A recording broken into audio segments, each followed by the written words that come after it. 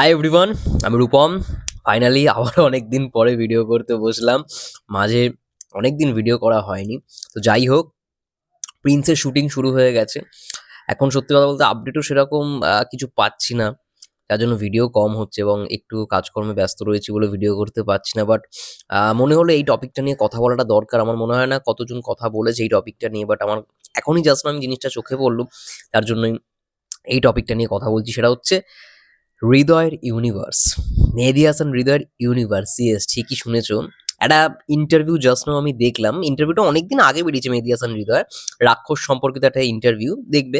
বাংলাদেশে একটা চ্যানেল থেকেই বার করা হয়েছে, ইউটিউবে ঘোরাঘুরি করছে। তো সেখানে মেহেদী হাসান হৃদয় ভাইয়াকে বলা হয় যে এই যে রাক্ষসে সিয়াম আহমেদ রয়েছে, সুস্মিতা রয়েছে, আমাদের কলকাতার নায়িকা। রাক্ষস সিনেমাটা আমরা ফার্স্ট লুক মানে ফার্স্ট যেই ইয়েটা এসছে সেটা থেকে বুঝতে পেরেছি ভাই এই ক্যারেক্টারটা অনেকটাই ভাই বড়বাদের সাকিব ভাইয়ের যে ক্যারেক্টারটা ছিল পুরোপুরি আরিয়ান মির্জারই মতো। মানে আরিয়ান মির্জা যেরকম ক্যারেক্টারটা ছিল একটু ভাই মানে রোমান্টিক টাইপের হলেও মালটা মানে ছেলেটা মানে ক্যারেক্টারটা একটু মানে একটু ব্রুটাল টাইপের, ঠিক আছে, একটু ভায়োলেন্স টাইপের, ঠিক আছে, ভায়োলেন্ট ক্যারেক্টার। তো সেম টু সেম এইখানেও ক্যারেক্টারটা দেখে বোঝা যায় একটু ভায়োলেন্ট ক্যারেক্টার এবং বলছে খাইয়া দিমু, একটা বাঘকে মেরে ফেলেছে এবং মুখে একটা গোলাপ ফুল।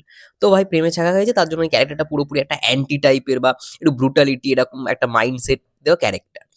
এবার এটা থেকে বুঝতে পারছি মনে হয় এটা একটা মানে আরিয়ান মির্জারও কোথাও একটু ওপরের লেভেলের একটা ক্যারেক্টার হতে চলেছে এবং আই থিঙ্ক সেরকম একটা ক্যারেক্টার মেহেদী হাসান হৃদয় ভাই লিখছে। এবার ইন্টারভিউতে তাকে একটা জিনিস জিজ্ঞাসা করা হয় এবং কমেন্টেও অনেকে দেখলাম যে কথাটা বলছে, অনেকে বুঝে গেছে যে বরবাদের কি অ্যাকচুয়ালি ইউনিভার্সেই রাক্ষস পড়ছে। তো তাকে যখন জিজ্ঞেস করা হয় মানে তিনি মনে হয় কোনো একটা জায়গায় বলেছিল যে বরবাদের যে স্টার কাস্টিং রয়েছে, মিশা সওদাগর থেকে শুরু করে আরো অনেকে, সেই স্টার কাস্টিংকে রাক্ষসে দেখা যাবে না। এবার তাণ্ডবে যে ভুলটা রাইহান রাফি করেছে ইউনিভার্স বানাতে গিয়ে, সুরঙ্গের সঙ্গে ইউনিভার্স বানাতে গিয়ে মাল্টিভার্স বানিয়ে দিয়েছে, ওই ক্যারেক্টারগুলোকে তাণ্ডবে রেখে দিয়েছিল। ফলে ভাই কে কার ভাই, কে কোথায়, এইখানেও সেম ক্যারেক্টার ওইখানেও সেম ক্যারেক্টার, একটা হজবরলা হয়েছে। তাণ্ডবে হজবরলা হয়েছে কারণ তাণ্ডব যখন শুটিং চলছে তখন রায়ান রাফি নিজেও জানে না যে এটাকে সুরঙ্গের সঙ্গে প্যাচ আউট করে মানে ইউনিভার্স ক্রস ওভার করাবে। আর এই ইউনিভার্সের কোনো দরকার ছিল না, যেহেতু ওই সুরঙ্গ টু লেখা হয়ে গেছে রায়হান রাফির, তো এটাকে দিয়ে দিয়েছে সুরঙ্গ টুর সঙ্গে ক্রস ওভার করে দিয়েছে। কিন্তু এইখানে বুদ্ধিটা এইখানেই বলা হয়, এর জন্য মেগাস্টার ডিরেক্টর নাম দেওয়া হয়েছে মেহেদী হাসান হৃদয়কে। সে বলেই দিয়েছে বরবাদের কোনো ক্যারেক্টার আমার এই ছবিতে থাকবে না, কারণ আছে একটা একটা নির্দিষ্ট কারণ রয়েছে এবং সেটা সিনেমাটা দেখলেই বুঝতে পারবে। এবং এই ক্যারেক্টারটা না রাখার কারণটাই হচ্ছে মানে বরবাদের প্রত্যেকটা ক্যারেক্টার প্রত্যেকটা চরিত্র রাক্ষসে না থাকার কারণটাই হচ্ছে যেরকম ভাবে কথাটা বললো হৃদয় ভাইয়া যে ওটা সিনেমাটা দেখলেই বুঝতে পারবে, তার মানে ইয়েস, ইটস আ ইউনিভার্স। হয়তো এটাও হতে পারে যখন টিজার আসবে বা ট্রেলার আসবে রাক্ষসের তখন ওখানে লেখাই থাকবে from the universe of Borbaad.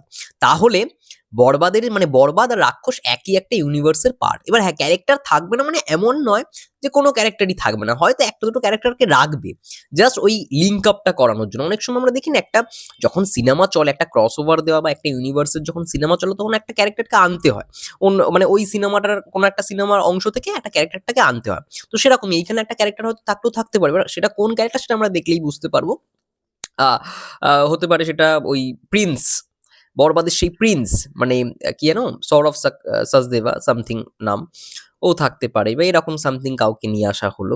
But বলে দিয়েছে এখনো পর্যন্ত থাকবে না, সিনেমায় দেখতে বলেছে। এবার দেখো পরবর্তীকালে ইউনিভার্স যায় না কি হবে, কারণ সাকিব ভাইয়া তো মানে আরিয়ান মির্জার যে ক্যারেক্টারটা তার ফাঁসি হয়ে গেছে, সে মরে গেছে।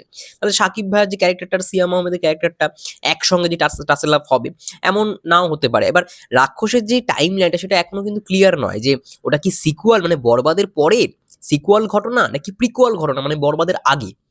যদি বরবাদের আগের ঘটনা হয়ে থাকে রাক্ষস তাহলে আমরা একটা দেখতে পারবো পরবর্তীকালে রাক্ষসের সাকিব ভাইয়া নেই, ঠিক আছে, কিন্তু পরবর্তীকালে কোনো একটা যদি ইউনিভার্স বানানোর প্ল্যান করছে একটা টাসেল আপ দেখতে মানে দেখতে পেলেও দেখতে পেতে পারি বা একসঙ্গে দেখতে পেতে পারি। বাট এটা কিন্তু মানে রাক্ষস কিন্তু বরবাদ ইউনিভার্সেরই পার্ট। মানে বরবাদের যেই তোমরা গ্র্যান্ডার ফ্রেমস দেখেছো সেরকমই কিন্তু গ্র্যান্ডার ফ্রেমস থেকে শুরু করে মানে সমস্ত কিছু এইখানেও তোমরা দেখতে পারো। ওরে বাবা, যাই হোক, লাইট একটু গন্ডগোল করছে।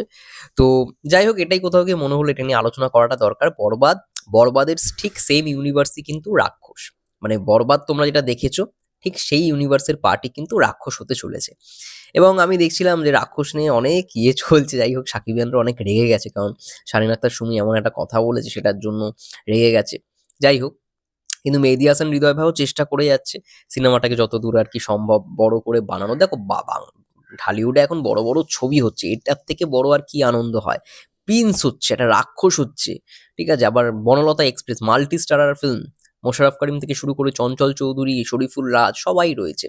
তো সেই জায়গা থেকে একটা দারুণ, দারুণ একটা ব্যাপার-স্যাপার ঘটতে চলেছে ঢালিউডে এই ঈদে। তো দেখা যাক। যাই হোক প্রিন্স তো সর্বপ্রথমেই থাকবে, এটা তো মানে অস্বীকার করার লাভ নেই। তো তোমাদের কি মন্তব্য এই ব্যাপারটা শুনে যে রাক্ষস আর বরবাদ কিন্তু একই ইউনিভার্সের পার্ট? এটা জেনে অবশ্যই কেমন লাগলো কমেন্টে জানিও, এবং তোমাদের কি মন্তব্য অবশ্যই জানিও। ততক্ষণের জন্য সবাই ভালো থেকো, সুস্থ থেকো। Take care.